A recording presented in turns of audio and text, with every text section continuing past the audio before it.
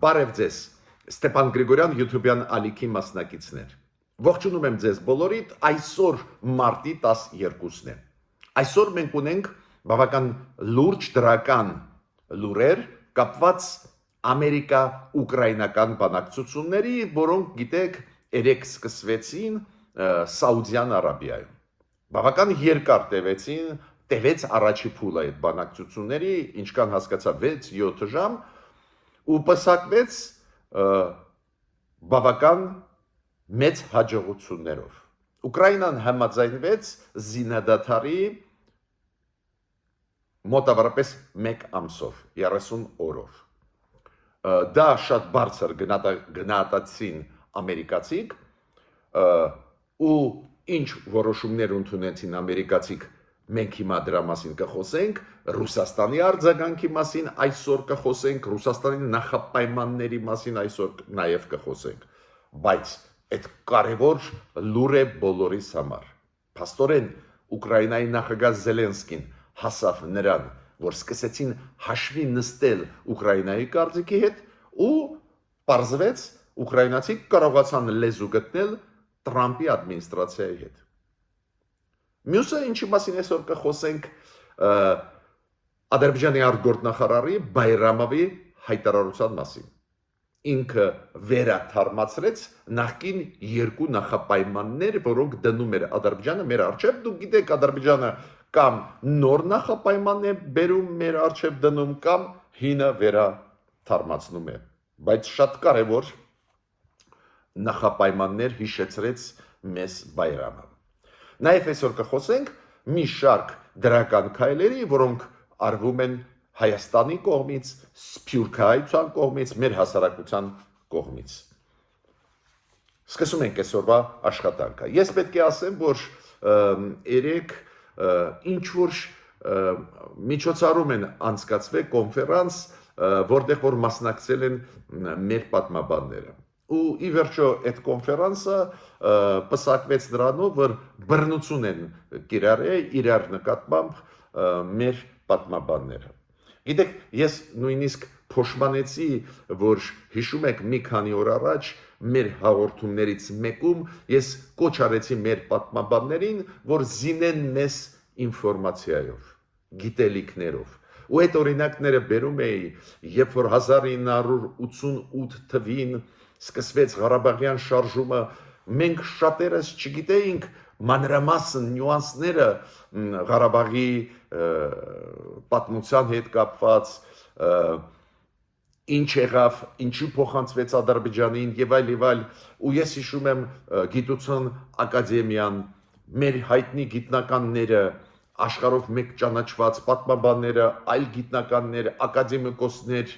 մշակույթի գործիչներ տպում էին պաշտոնական կամ իրանց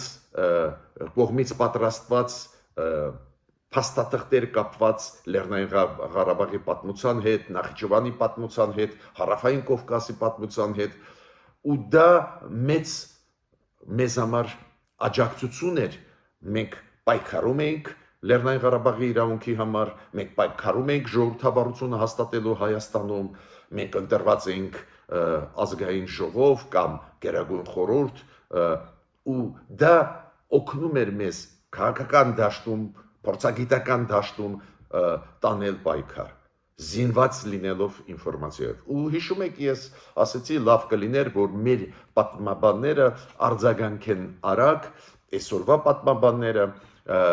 արձագանքեն արագ,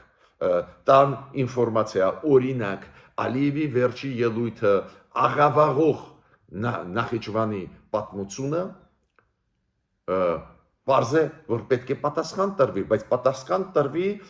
հենվելով գիտության վրա, գիտնականների փաստաթղթերի վրա։ Բայց ես փոշմանեցի, հետ եմ վերցնում իմ խոսքերը, չեմ ուզում մեր պատմաբաններից ոչ մի բան,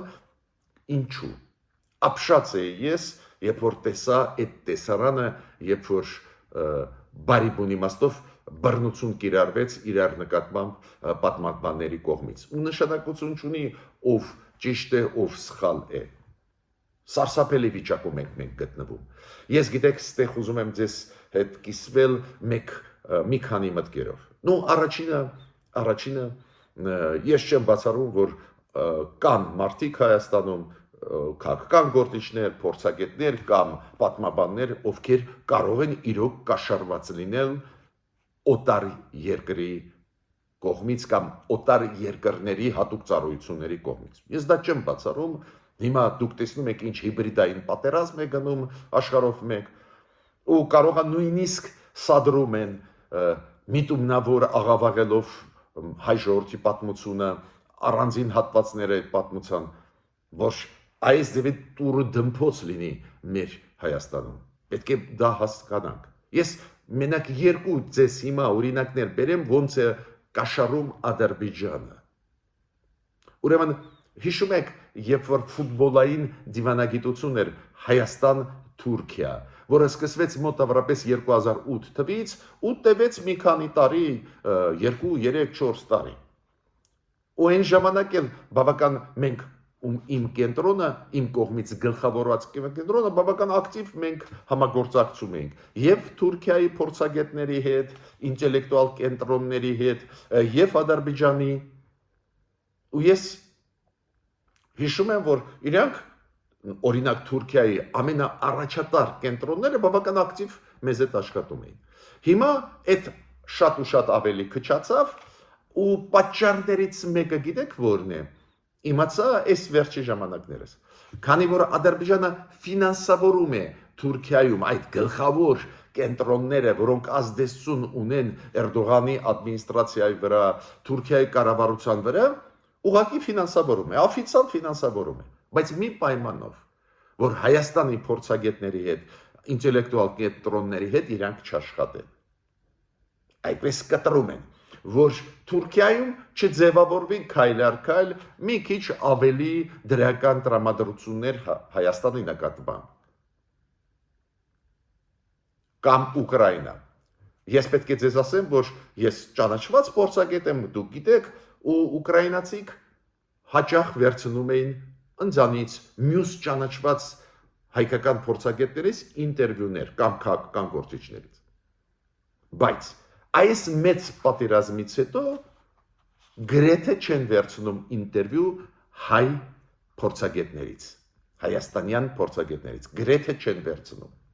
Ու մենք ճշտել ենք, դա կապված է դրա հետ, որ Ադրբեջանը բարիբուն իմաստով ուկրաինական հեռուստաալիքները ու ամենաճանաչված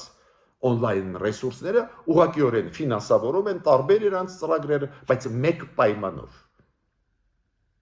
հայաստանյան ճանաչված փորձագետներին չհրավիրեն։ Բացատրեմ ինչու։ Քանի որ Ուկրաինայի թեման այդքան ակտուալ է, որ այս ինտերվյուները ամբողջ աշխարհը նայում է, որ հայերը Չերևան ու Հայաստանից հայտնի փորձագետները Չերևան այդ ֆորմատներում։ Տեսեք, ինչ դաժան պայքար է գնում։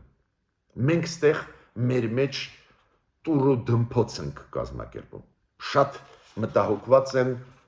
ու հասկանում եմ, որ մենք կներեք էլի, հաճախ անլուրջ ենք մոտենում այս ծանրագույն պայքարի, որը այսօր գնում է։ Մենք պատմաբաններից չենք սպասում, որ իրար ծեծեն, այլ սպասում ենք լուրջ փաստաթղթեր, լուրջ վերլուծություններ, լուրջ ինֆորմացիոն նյութեր, որ մենք կարողանանք ել ավելի հեշտ աշխատել, ել ավելի էֆեկտիվ աշխատել միջազգային հանրության հետ։ Գիտեք, ես միշտ այդ օրինակները բերում են, ոնց աշխատում է դեմոկրատիան տարբեր երկրներում, նաև Միացյալ Նահանգներում։ Ուրեմն դատարանը որոշում, դատարաններից մեկը Միացյալ Նահանգների որոշում ընդունեց, որ այն ինստիտուտը, որը գլխավորում է Իլոն Մասկը, լինի թափանցիկ։ Իր քայլերի հետ կապված, որ իրանք գիտեք, էֆեկտիվությունը ստուգելով տարբեր պետական մարմինների ուղղակի ջարդ են անում կադրային,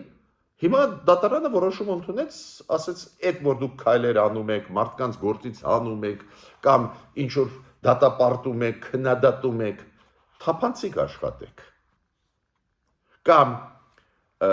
մեկ-մեկ ես ձեզ այդ խորհրդակցում եմ, խոսում եմ դրա մասին, ինչ է նշանակում պոպուլիզմը, վտանգը պոպուլիզմի։ Հիմա երկու օրինակներ պոպուլիզմից բերեմ։ Դուք գիտեք, որ Դոնալդ Տրամպը խոստումներից մեկը գլխավոր, որը տալիս էր իր քաղաքացիները, կապված էր անլեգալ պայքար անօրինական միգրացիայի նկատմամբ, ոչ լեգալ միգրացիայի նկատմամբ պայքար։ Ու մեծ աղմուկ բարձրացրեց, հիշում եք, անմիջապես հետո իր ինագուրացիայի հունվարի 20-ին այս տարվա սկսվեցին մասսայական արտահանձնում դուրս բերում Միացյալ Նահանգներից անօրինական միգրանտների, մարդիկ ուրախացել են, իրոք այդ շատ ակտուալ թեմա է, ճիշտ է խոսանք։ Մեծ աղմուկ, հիշում եք ռազմական ինքնաթիռներով դուրս էին բերում մարդկանց, վերադարձնում էին Մեքսիկա, Գոնդուրաս, այլ երկրներ, Վենեսուելա, չգիտեմ, Կոլումբիա, մեծ աղմուկ։ Հիմա ինչ վերլուծություն արեցին Ամերիկայի վերլուծական կենտրոնները։ Վերլուծեցին տարբերությունը միգրանտների հետ ուղարկման հետ կապված, որը եղել է Բայդենի ժամանակ, օրինակ անցած տարի փետրվարին, ու այս տարվա փետրվարին Տրամպի քայլերից։ Ով ավելի շատ անօրինական միգրանտներին հետ է ուղարկել։ Պարզ է դուք ասեք, դու ինչի մասին է խոսքը, Դոնալդ Տրամպը մեծ աղմուկ բարձրացրեց, մենք տեսել ենք այդ ինքնաթիռները, պարզ է Դոնալդ Տրամպը փետրվար ամսին այս տարվա, համեմատ անցած տարվա փետրվար ամսին, երբ որ Բայդենն էր նախագահ, նու ասենք մի քանի անգամ ավելի մեծ թիվ։ Ու սխալ կլինեք։ Պարզվեց Բայդենի ժամանակ անցած տարի փետրվար ամսվա ընթացքում Ամերիկայից արտաքսվեցին 12,000 ոչ լեգալ անօրինական միգրանտներ, 12,000, Բայդենի Տրամպի ժամանակ այս փետրվար այս տարվա 11,000։ Տեսակ ինչ է նշանակում պոպուլիզմը, ինչքան վտանգավոր է։ Աղմուկը մեծ է, արդյունքը ավելի քիչ է, քան թե Բայդենի արդյունքը։ Հիմա անցնում եմ կարևորագույն այսօրվա հարցին, Ամերիկա-ուկրաինական բանակցություններ։ Ու նախ ուզում եմ շնորհավորեմ ուկրաինացիներին, որ կարողացան բանակցել, կարողացան ճկունություն ցուցաբերել, քանի որ այդ բանակցությունները պսակվեցին արդյունքով։ Ուկրաինան համաձայնություն տվեց 30 օրով զինադադար հաստատել Ռուսաստանի հետ։ Եթե Ռուսաստանը համաձայնվի, Ուկրաինան համաձայնությունը Ամերիկային տվեց։ Երկար տևեցին բանակցությունները 6-7 ժամ, ու այդքան բարձր դա գնահատեց Տրամպը եւ Մարկո Ռուբիոն, որ իրանք հանեցին սահմանափակումները զենքով աջակցել Ուկրաինային։ Դուք գիտեք, սարեցրեց Տրամպը այդ օգնությունը Ուկրաինա, հիմա կմատակարարի զենք զինամթերք Ուկրաինային։ Շատ կարևոր էր ու այդքան ոգևորված է Տրամպը, որ Տրամպը կոչ արեց Պուտինին, որ այս շաբաթ իրանք հանդիպեն կամ ռուս-ամերիկյան պատվիրակությունները Ռիադում, Սաուդյան Արաբիայում, որ Ռուսաստանն է տա իր համաձայնությունը։ Ավելին ամերիկացիք ասեցին Մարկո Ռուբիոն, պետքարտուղարը, որ գնդակը Ռուսաստանի դաշտում է։ Տեսակ ինչ ճիշտ քաղաքականությունը, ինչ լուրջ արդյունքների բերում է։ Այս փուլում բավական լավ զարգացում է Ուկրաինայի համար։ Հիմա խոսքը Ռուսաստանինն է։ Ռուսաստանը պետք է ասի։ Ու եթե Ռուսաստանը հրաժարվի, նույնիսկ Մարկո Ռուբիոն ասեց, եթե Ռուսաստանը հրաժարվի, զինադադար հաստատել 30 օրով, ուրեմն ցավով մենք պետք է օգտագործենք կոշտ սանկցիաներ, ինչը մենք չենք ուզում անել։ Ռուսաստանը նու գոնե միջև Ամերիկա-ուկրաինական բանակցությունները նորից դնում էր նախապայմաններ։ Ոնց նախապայմաններ դնում է Ադրբեջանը մեր առջև։ Նույնատիպ նախապայմաններ նաև Ռուսաստանը դնում է Ուկրաինայի առջև։ Նույն ձեռագիրն է Ադրբեջանի մեր դեմ, Ռուսաստանի Ուկրաինայի դեմ։ Ինչ ասում Ռուսաստանը։ Այն 5 շրջաններ, որ մենք օկուպացրեցինք եւ անեքսիա արեցինք, պետք է Ուկրաինան հրաժարվի։ Երկրորդը, Ուկրաինան պետք է լինի նեյտրալ պետություն, հրաժարվի անդամակցությանը ՆԱՏՕ։ Ոչ մի արևմտյան խաղաղապաներ չպետք է Ուկրաինա մտնեն։ Ու դեմիլիտարիզացիա։ Ուկրաինան պետք է հրաժարվի բանակ ունենալու։ անկեղծ խոսենք, այս պահանջները ցույց են տալիս, որ Ռուսաստանը չի ուզում խաղաղություն, Ռուսաստանը ուզում է շարունակել պատերազմ ու ամբողջությամբ գրավել Ուկրաինան։ Բայց ամերիկացիք տեսակ այն պայքարը, որ Ուկրաինան տարավ իր իրավունքների համար, Եվրոմիությունը, այլ երկրներ դաշնակիցներ Ուկրաինայի սկզբունքային մոտեցում ցուցաբերեցին, պարզը Տրամպը հասկացավ, որ պետք է հաշվի նստի Ուկրաինայի ձայնի հետ, Ուկրաինայի խոսքի հետ ու այդ հաշվի նստելը բերեց բավական դրական առաջընթացի։ Այն, որ Ռուսաստանը դեմ է, այն, որ Ռուսաստանը չի ուզում եւ այլ կբերի նրան, որ Տրամպի ադմինիստրացիան ուզած կխստացնի սանկցիաները Ռուսաստանի դեմ։ Իմիջիայլոց Ֆրանսիան շատ կարևոր հայտարարություն արեց Ֆրանսիայի պաշտպանության նախարարը։ Այդ բանակցությունների ժամանակ ինքը ասեց, բացառվում է դեմիլիտարիզացիա Ուկրաինայի։ Բացառվում է, որ Ուկրաինան հրաժարվի բանակ ունենալ, մեծ բանակ ունենալ։ Լավրովը շատ ցավոտ ընդունեց, գիտեք ինչ, այդ բանակցությունների ժամանակ ուկրաինացիք նաև առաջարկեցին Միացյալ Նահանգներին այդ երեկվա բանակցությունների ժամանակ Էր-Ռիադում, Սաուդյան Արաբիայում։ Ուկրաինացիք առաջարկեցին ամերիկացիներին ինչ։ Իրենք ասում են, այ մենք ուզում ենք երաշխիքներ, համաձայն եք 30 օրով զինադադար հաստատել, բայց մենք ուզում ենք երաշխիքներ։ Միգուցե դուք միջուկային զենքը Ամերիկայի տեղադրեք Ուկրաինայում, որ Ռուսաստանը չհարվածի մեզ։ Լավրովը բողբողված, նյարդացած պատասխանեց, ինչի մասին է խոսքը, Զելենսկին այդ ինչի է գնում, ուզում է, որ Միացյալ Նահանգները միջուկային զենք մեր դեմ օգտագործեն։ Դա սուտ է, Ուկրաինան չի ասում, որ միջուկային զենք օգտագործեք Ռուսաստանի դեմ։ Ուկրաինան ասում է, բերեք Միացյալ Նահանգների միջուկային զենքը մեր տարածք, որ մենք հանգիստ ապրենք։ Այդ դեպքում Ռուսաստանը չի հարձակվի մեր վրա նորից չի ագրեսիա կիրառի։ Նորից կրկնում եմ, Մարկո Ռուբիոն պետքարտուղարը զգուշացրեց Ռուսաստանին։ Գնդակը ձեր դաշտում է, Ռուսաստանից սպասում ենք զինադադարի համաձայնվելը։ Եթե Ռուսաստանը չի համաձայնվի, մենք ստիպված կլինենք սանկցիաները ուժեղացնել։ Ես պետք է ասեմ, որ Ուկրաինան ոչ միայն ճիշտ բանակցային բանակցություններ վարեցին Միացյալ Նահանգների հետ, ոչ միայն ճիշտ բանակցություններ վարեցին, նաև մարտի դաշտում բավական հաջող քայլերի գնում, օրինակ Ուկրաինան կարողացավ հասնել նրան, որ իր ATS-ների, դրոնների հարձակումները Ռուսաստանի վրա բավական էֆեկտիվ լինեն։ Վերջի հարձակումը մասսայական մեծ թվով դրոնների իրանք կատարեցին Մոսկվայի եւ Մոսկվայի շրջաններում երեք ու բավական լուրջ վնաս հասցրեցին էներգետիկայի կառույցներին Ռուսաստանի, նաև Դրուժբա նավթամուղին մեծ վնասներ հասցրեցին։ Ու դա լուրջ կայլեր են, որոնք ցույց է տալիս Ռուսաստանին, որ անպատիժ չի կարող սպանել Ուկրաինայի քաղաքացիներին, անպատիժ չի կարող գրավել իրար հետևից ինչ-որ տարածքներ Ուկրաինայի։ Նույնիսկ այդ կամ հաջող էր, որ ես նոր ասեցի, այդ Դրուժբա նավթամուղը դադարեցրեց ժամանակավոր աշխատել, Հունգարիան սկսեց խնդրել Ուկրաինային, որ չհարվածի այս Դրուժբա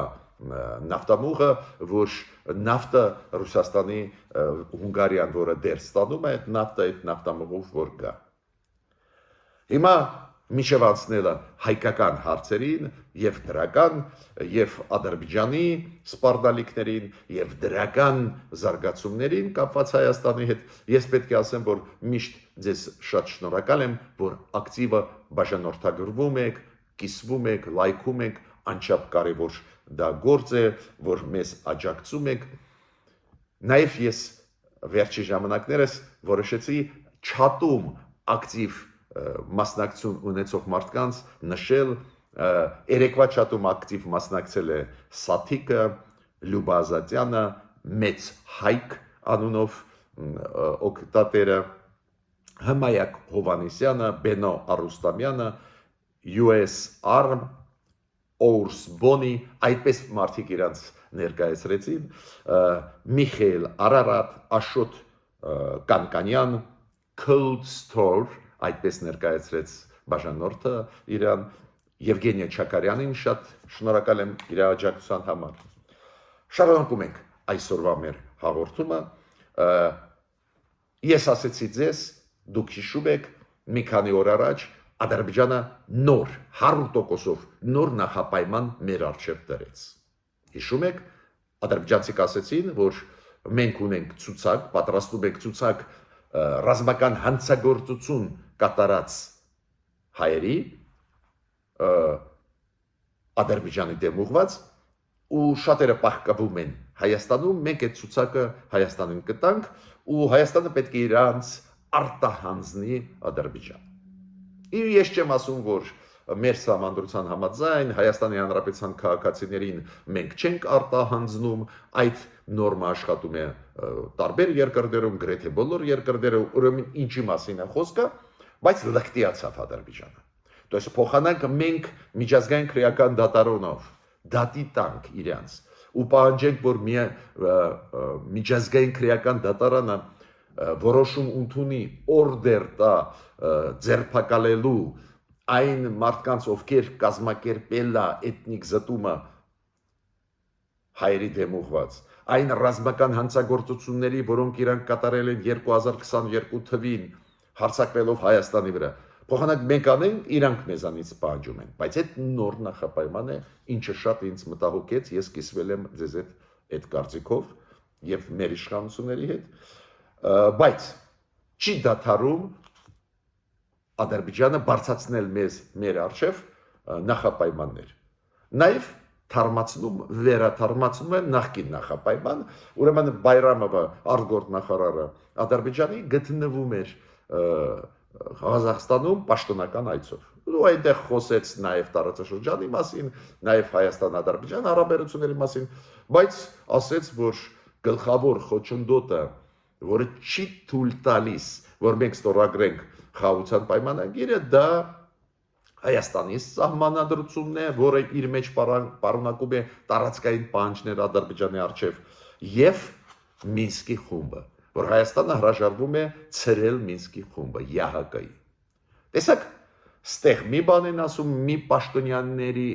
պաշտոնյայի շուրթից, այնտեղ մի այլ բան են ասում, բայց ամբողջը ես կդիտեմ այդպես, նախապայմաններ, նոր հին վերաթարմացրած ու ակնհայտ է ինձ համար, որ Ադրբեջանը չի պլանավորում ստորագրել խաղաղության պայմանագիրը։ Նախկինում ես դա ասում էի վերապահումներով, կարող է լինի պահ, որ իրանք կհամաձայնեն, այսօր ասում են իրանք չեն ուզում ստորագրել խաղաղության պայմանագիրը։ Այդ իրանց հայտարարությունները դա ցույց են տալիս։ Հիմա դրական զարգացումների հետ կապված, դուք գիտեք, Շվեյցարիայում մեր հայ համայնքը շատ ակտիվ է, հայ համայնքի տարբեր կազմակերպությունները շատ ակտիվ են Շվեյցարիայում, նաև ակտիվացան հիմա Արցախի ազգային ժողովի պատգամավորները, դուք գիտեք, դիմեցին Շվեյցարիայի կառավարությանը, Շվեյցարիայի պարլամենտին, որ լսումներ կազմակերպեն Արցախի հայության ապագայի հետ կապված, Արցախի հայությունը իրավունք ունի վերադառնալ Արցախ, նաև պարզ է հարցեր կան կապված գերի ընկած հայերի, նաև այդում նախկին պաշտոնյաների Արցախի, շատ կարևոր ստեղ պրոցես է գնում, դուք գիտեք, հիմա վերին պալատում Շվեյցարիայի պարլամենտի պետք է քննարկում գնա, միջ այդ ներքին պալատում են, ներկայացուցիչների պալատում Շվեյցարիայի քննարկում էր, դա դրական պրոցես է ցանկացած դեպքում, դա ճնշում է Ադրբեջանի վրա, ուստեղ ես տեսնում եմ դրական ակտիվություն եւ Շվեյցարիայի մեր հայրենակիցների մոտ եւ պարզ է Արցախի ազգային ժողովի պատգամավորների մոտ։ Դուք գիտեք, որ Եվրոպարլամենտը միշտ անդրադառնում է մեր հարցերին եւ գերիների հարցերին ընկած Բաքվի բանտերում գտնվող եւ Արցախայցյան իրավունքների եւ Հայաստանի ժողովրդավարության հետ կապված, որ պետք է աջակցվի այս նստաշրջանը, որը Ստրասբուրգում կլինի Եվրոպարլամենտի, այնտեղ նախատեսվում է բանաձև ընդունել հենց նույն մեր հայրենակիցների, ովքեր գերի ընկած են կամ պատանդ են ադրբեջանական բանտերում։ Նիկոլ Փաշինյանը ինքը ունեցավ հեռախոսազրույց Եվրոխորհրդի գլխավոր քարտուղարի հետ, Ալեն Բերսեի հետ, անչափ կարևոր է։ Եվրոխորհրդի հետ էլ մեր ակտիվ աշխատանքը նաև հիմա շատ կարևոր է առաջի հերթին մարդու իրավունքների եւ քաղաքական կոնտեքստով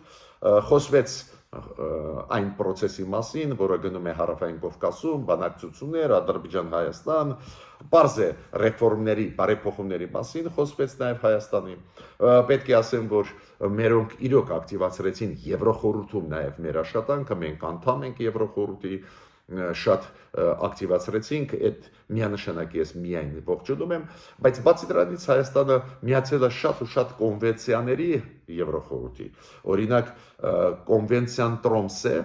շատ կարևոր կոնվենցիա է, կապված է գիտեք ինչի հետ։ Մատչելիությունը պաշտոնական փաստաթղթերի նկատմամբ։ Այդ կոնվենցիան մենք ստորագրեցինք 2020 թվին, միջև պատերազմի սկսվելը, վավերացրեցինք 2022 թվի սեպտեմբերին, ու հիմա փորձագիտական խումբը ուսումնասիրում է ինչքանով Հայաստանը դա կատարում է, քանի որ մեր պետական ինստիտուտների ավելի թափանցիկ, ավելի էֆեկտիվ աշխատանքը շատ կարևոր է։ Պարզ է, այդ կոնվենցիան չի վերաբերվում ինչ որ գաղտնիքների պետական այդ ուրիշ հարց է։ Շատ կարևոր է այցելություն Արարատ Միրզոյանի Հնդկաստան, մանրամասն խոսացել ենք, ես ստեղ մենակ մեկ բան ուզում եմ ասել, շատ կարևոր Արարատ Միրզոյանը անդրադարձավ նաև շատ կարևոր թեմայի ռազմական համագործակցություն Հնդկաստանի հետ։ Նշեց, որ դա ուղղված չի երրորդ պետությունների, բայց նշեց, որ այդ համագործակցությունը պետք է շարունակվի, կշարունակվի ու դրա կարևորությունը Հայաստանի անկախության համար, սուվերենությունը պահպանելու համար ինքը նշեց։ Անչափ դա կարևոր է, այդ պետք է լսեն Ադրբեջանը, որ մենք աշխատում ենք Հնդկաստան, Ֆրանսիա, ռազմատեխնիկական ոլորտում, էներգետիկայի ոլորտում Միացյալ Նահանգների հետ, այլ երկրների հետ, այդ բոլոր մեսեջները պետք է լսի Ադրբեջանը, նաև ճնշումը Ադրբեջանի վրա միջազգային ակցիաներում պետք է շարունակվի։ Շատ հետաքրքիր լուր եկավ Միացյալ Նահանգներից, դուք գիտեք, որ Միացյալ Նահանգները հաճախ սանկցիաներ են կիրառում տարբեր երկրների դեմ կապված Boeing-ները օգտագործելու իմաստով։ Օրինակ Իրանի հետ կապված, հիշում եք, սանկցիաների մեջ մտնում է ոչ միայն նավթի, գազի դեմ սանկցիան, նաև ամերիկյան տեխնիկան, նաև ամերիկյան ավիացիայի հետ կապված, որ արգելվում է, որ այդ պահեստամասերը տրվեն Իրանին։ Ու հիմա երկկուսակցական նախաձեռնությունն է կոնգրեսում, հանրապետականները դեմոկրատների հետ նախաձեռնել են մեկ բան, որ Իլհամ Ալիևի պերսոնալ ինքնաթիռը Boeing-ը չսպասարկվի Ամերիկայի ընկերությունների կողմից։ Կոպիտ ասած, որ այս պայստամասերը, որոնք անհրաժեշտ են, չէ, մաշվում են, պետք է թարմացնես, փոխես, որ չսպասարկեն Ալիևի ինքնաթիռը։ Ինչու, որ ինքը հակված լինի քաղաքական բանտարկյալներին, առաջի հերթին